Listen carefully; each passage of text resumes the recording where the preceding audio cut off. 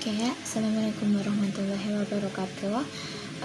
Saya akan menjelaskan tentang soal untuk baca untuk entitas syariah, untuk soal kasus nomor 1. Soalnya itu adalah Pak Albani adalah anggota BMT Sukamakmur yang bertempat kedudukan di Pamekasan. Pak Albani pada akhir bulan Februari 2019 memiliki total simpanan mudharabah sebesar 25 juta. Ini adalah simpanan mudharabahnya Pak Albani. Lalu nisbah yang disepakati antara BMT dan nasabah itu adalah 60% bagi BMT dan 40% bagi nasabah. Dasar laba yang akan dibagi adalah laba bersih. Diketahui keuntungan yang akan dibagi sebesar 50 juta. Dan rata-rata simpanan mudharabah bulan Februari 2019 itu adalah 450 juta. Kayak gitu ya. Lalu langsung aja, yang pertama itu adalah jumlah bagi hasil yang akan diterima Pak Albani.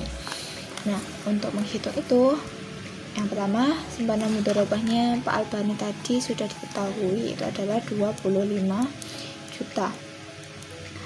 Lalu untuk keuntungan yang akan dibagikan itu adalah 50 juta. Nah, rata-rata simpanan mudharabah bulan Februari 2019 itu adalah 450 juta. Nah, nisbahnya itu adalah 60% bagi BMT dan 40% bagi nasabah. Nah, untuk menghitung ini berapa bagi hasil yang akan diterima Pak Albani, pertama kita harus tahu dulu bagi hasil untuk nasabah.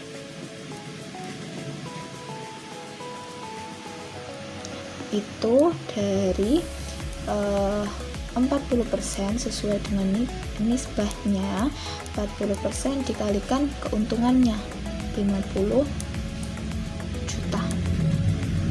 Gitu. Nah, ini ketemunya adalah 20 juta. Ini adalah bagi hasil untuk nasabah. Tapi nasabahnya ini bukan Pak Albani saja, tapi semua nasabah.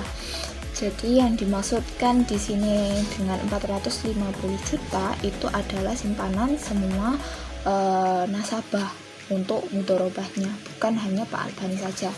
Kayak gitu ya. Ini punya semua nasabah. Jadi untuk bagi hasilnya Pak Albani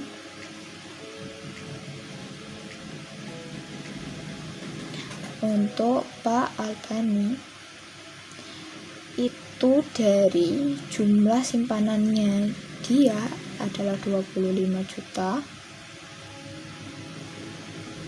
dibagi dengan rata-rata simpanan 450 juta dikalikan bagi hasil untuk nasabah 20 juta.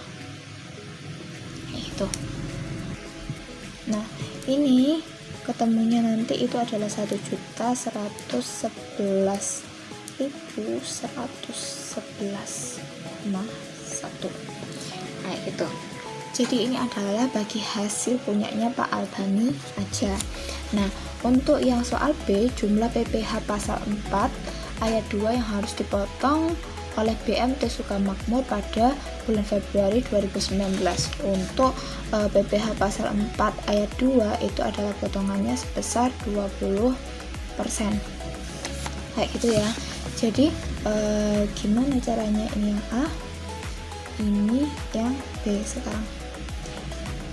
Caranya adalah dari 20% dikalikan dengan bagi hasilnya.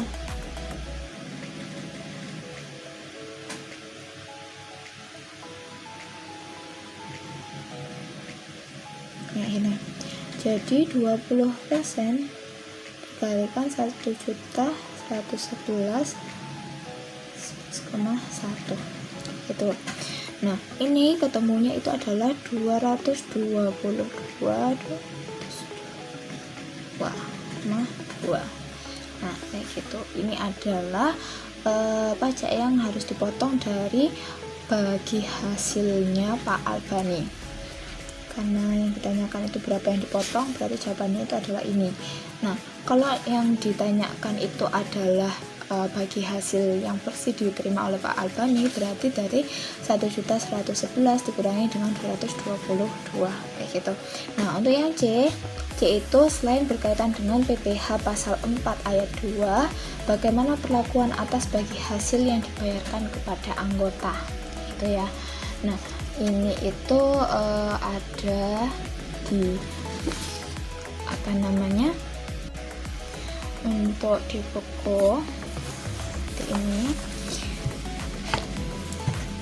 untuk Peraturan Menteri Keuangan nomor 137 PMK 03/2011 itu penghasilan berupa bonus bagi hasil margin keuntungan dan kegiatan usaha perbankan syariah dikenai PPh sesuai dengan ketentuan pengenaan pajak penghasilan atas bunga kayak gitu. Jadi selain pasal 4 ayat 2 untuk bagi hasil itu juga diatur dalam Peraturan Menteri Keuangan nomor 137 itu tadi, yang dimana besarnya pajak yang dikenakannya itu disamakan dengan pajak untuk bunga kayak gitu.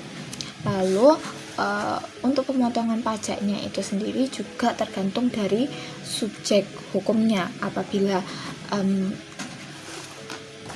subjek hukumnya itu adalah luar negeri, maka dia itu nggak akan dikenakan pasal 4 ayat 2, tapi di pasal 26 kayak gitu. Kayak gini, di Undang-Undang Pajak Penghasilan sesuai dengan transaksi dan lembaga yang bertransaksi. Jadi kalau pasal 26 itu adalah subjek pajaknya adalah luar negeri, dan tentunya ketentuannya itu akan berbeda gitu ya. Sekian dari saya, kurang lebihnya mohon maaf. Wassalamualaikum warahmatullahi wabarakatuh.